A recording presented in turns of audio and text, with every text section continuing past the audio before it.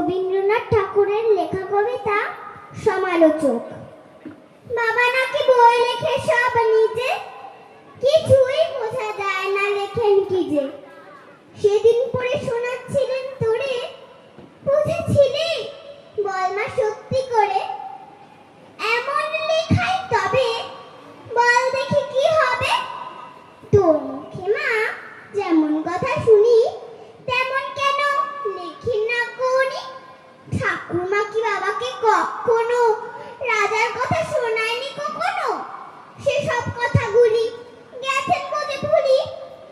স্নান করতে বেলা হলো দেখে তুমি কেবল যাও মা ডেকে ডেকে, খাবার নিয়ে তুমি বসেই থাকো, সেই কথা তার মনেই থাকে না কো? করেন সারা বেলা লেখা লেখা খেলা, বাবার ঘরে আমি খেলতে গেলে তুমি আমায় বলো দুষ্টু ছেলে, বকো আমায় গোল বলে পড়ে।